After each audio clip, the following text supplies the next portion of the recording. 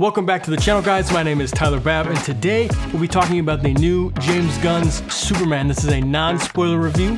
Without further ado, let's get into it.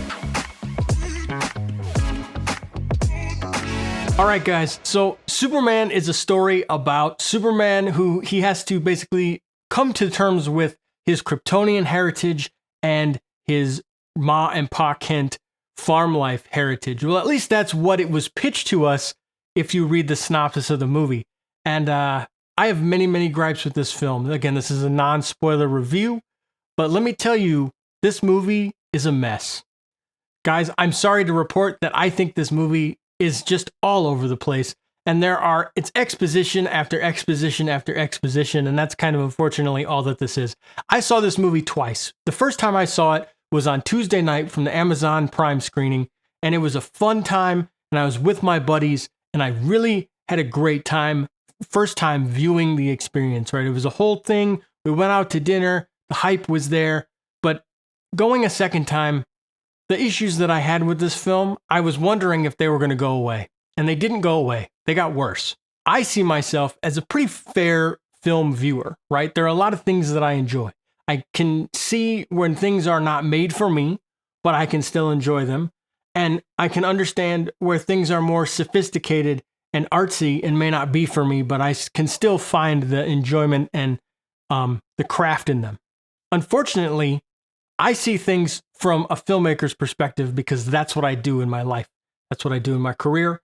And that's the kind of storytelling that I kind of am enveloped in at all times, right? I'm writing a script of my own, writing a feature film. I'm reading a few scripts currently from some colleagues. So I'm kind of locked into the script analyzing phase of my brain. And I can't turn that off, unfortunately, when I watch a movie.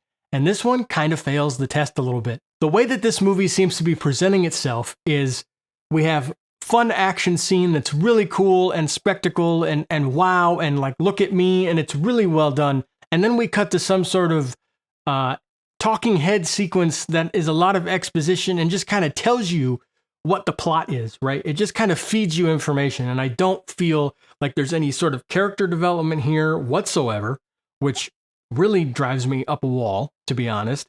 And we're just expected, we're thrown kind of in the middle of things, and we're expected to just kind of go with it. And while maybe that would have worked, I think, if you were to bring back Henry Cavill and that whole cast of characters, because we've already spent time with them. So you can jump into the world and feel like you already know Superman. But unfortunately, or fortunately, I don't know, we don't know David Cornsweet as Superman. This is our first introduction to this Superman, right? And the world that he inhabits. And so I feel personally, not that we needed an origin story, but we needed to figure out who this Clark Kent was, who Ma and Pa Kent are, and we don't really get that, guys. We get a few scenes that are supposed to be emotional, but aren't. We barely spend any time on the Kent farm. We barely see Clark at all in this movie. The Lois and Clark scenes, the Lois and Superman scenes are few and far between. And it's like, where is the heart in this movie? Like, you find it, I'll say this, you find it when David Cornsweet is on the screen. Whenever he is on the screen, I'm locked in because I believe him as Superman. I think the number one thing that we can take away from this movie is that they casted a really great Superman. They found somebody to carry the mantle of Superman far into the future, and I'm totally cool with that. I love Rachel Brosnahan as Lois Lane, even though I really feel like she didn't do much. I don't want to get into spoilers, but there's a one specific thing that they do multiple times in this movie, and if you know it, you know it, that they just keep going back to that pushes the plot forward, right? It's kind of the only thing that narratively moves us forward. And that drives me insane because I feel like it's lazy writing. It's either that or my other thing is this movie is way too short.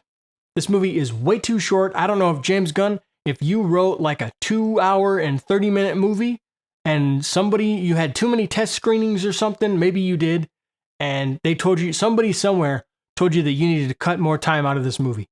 I don't know if you were afraid of political discourse or whatever, because there's a lot of political aspects in this movie that I feel like didn't really They're there. They serve kind of a purpose, but they don't really. It's kind of nonsensical and it doesn't make any sense to the plot. Movies are about characters who want something. They have a want and they have an internal need, right? An external want and an internal need. And we have an internal need here, right? Clark has an internal need because he's faced with a conflict, right? An internal conflict. He has one, and that's great, and he should explore that. But there also needs to be an external conflict, which you think that they're setting up, or I feel like in the beginning they kind of set it up. And then we just jump through a bunch of hoops and we do a bunch of stuff, a bunch of visual pretty stuff, and we fight a monster, and then somehow the stuff is just resolved. There are a couple choices in here that don't make any sense, a couple character choices that don't make any sense, and there just is no external conflict. There's obviously Lex Luthor is doing his villainous things, but it just doesn't make any sense to me when you really think about it. And I understand people just want to turn their brains off and they just want to be entertained. But if this is how the DC universe is, and there are going to be different tones and feelings and obviously different writers, I do think that the next Superman movie, please write a better script, guys. Please, please, please. The pieces are all great, but if in terms of tone, and I'm okay with the tone even, it's just the script. It all goes back to the script. Like I said, I'm speculating that they had too many test screenings, and I don't know if the plot was it was probably too convoluted whenever it was the longer version. So their basic remedy for that was just to cut 20, 25, 30 minutes out of the movie. I'm guessing there's a big chunk of this movie missing because there's a lot of character development here. Some of it doesn't even exist, and I don't even know if it exists in the script. The original script, I have no idea. I hate to say this. I hyped this movie up for a long, long time. I was really excited for this movie, but it did not live up to my expectations. We needed to slow down. I understand that we live in this internet culture where you have to keep people's attention, right? So you constantly have to flash, great, action and funny joke after funny joke to keep people's attention. But it's like, we need to slow down. There are pieces here that I really enjoy, but there are pacing issues, totally. There are writing issues, totally. And I hope that stuff can get fixed in the future. I'm not saying this has to be a perfect movie. This is the beginning of the DCU. I'm just hoping that for the next Superman movie or the next project that David is in, hopefully we can get better writing. I don't know if James is a good writer, right? We've seen some of his other movies. So I don't know what's up. I don't understand what happened here. I don't know if this was just a rush job. Like I said, I don't know if in the editing room, and they had a lot of test screenings for this movie too. I feel like maybe that was the problem. Like, don't have as many test screenings. There were so many reports. There were like 5 or 6 test screenings. Don't have that many test screenings. Not everybody's opinion. You shouldn't take everybody's opinion into account. Write the movie. I know there's more to this movie that they chopped out. You can tell, okay? Because there's just parts where it just jumps, and you can tell there are reshoots. And the two main things that happen, that is like the same thing that happens about twice in this movie, the exact same way. It feels like a reshoot. It feels like they had to condense the plot and they didn't know how to do it, so they said, "Oh, let's make a workaround. Okay, we'll just go with this way to convey this information, and we're just going to do that twice." That's not good writing. I'm sorry. It's not good writing. Was it an entertaining movie? When David Cornsweet and Rachel Brosnahan are on the screen, I think it's very entertaining. Everything else was... Nathan Fillion was good. I'll give it that. And Mr. Terrific was good, but was very one note. I know a lot of people are loving Mr. Terrific too, but he was a very one-dimensional character. I know nothing about him, other than he's just cool and he's stoic and he doesn't have any emotion. Other than that, I don't know anything about him. He's smart, cool. Nathan Fillion's character, at least there's some insecurity there, right? You can see he's trying to be this bravado guy, and but but there's still something under the surface. So you can kind of explore that in future stuff. And I know we're going to get a Lantern series. Yeah, all in all, guys, if I have to give this a rating, I'm going to give this like a 5 out of 10. Like, it's okay, but it has major issues, guys. Like a 5 out of 10. I see a lot of people that are like 9 out of 10, 8 out of 10. With such big plot issues and plot discrepancies that I have, right? And just sophisticated storytelling. I think that sophisticated storytelling has just disappeared from our world because we just live in this internet generation and you have to just keep people's attention. It's like, oh, we can't slow down too much or people are going to get bored. And I don't know if that's just, I mean, I guess I'm a product of the type of movies that I grew up on, right? That prioritized good storytelling, prioritized character development. And I understand too, because I was thinking about this, you go back to the Sam Raimi movies, right? Which is kind of what I thought this movie was going to be like.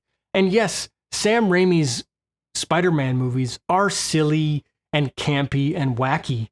And same thing as this Superman movie is very campy and very, very silly, and there are endearing moments in this too. But like I said, the external and internal wants are very, very, very clear in Sam Raimi's Spider-Man.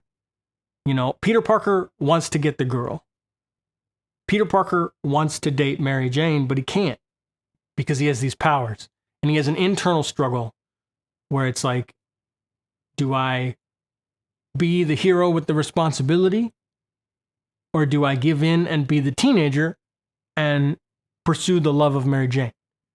That is his internal conflict. And then the external conflict is Green Goblin, who wants to kind of do some funny, crazy stuff, but also in that involves, right, and puts in danger the internal struggle, which is Mary Jane, right? Brings that in, and that's how it's all connected. This movie doesn't do that. This movie is jumbly gobbledygook. Like, it doesn't make any sense. And then there's also a resolve in this movie that just kind of they talk about, and then the big issue that happens, they resolve it, and it's like, and Superman has nothing to do with that. And that's my biggest issue, is the biggest external conflict in this movie, Superman has nothing to do with. And Lois doesn't have anything to do with it realistically either. So that's my problem. Your movie should have hindered on Superman and Lois.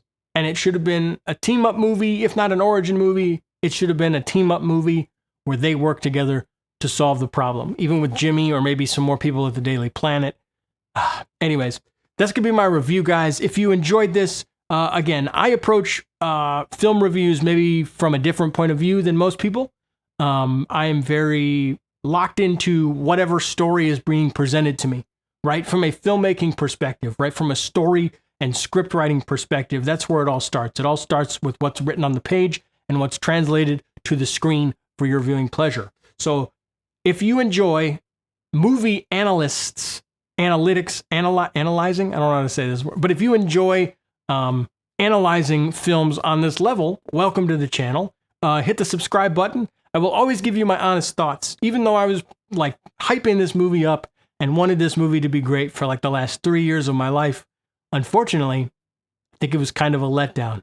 Maybe the sequels can get better. Like I said, I really loved David Cornsweet as Superman. I think he's great on screen and off screen. He's a great successor, and I just want them to write a better movie next time. Thank you guys so much. Hit that like button, share, and subscribe, and comment down below your thoughts on the Superman movie. Do you disagree? Do you agree with me? Let me know. Thanks guys so much, and we'll see you in the next video. Peace.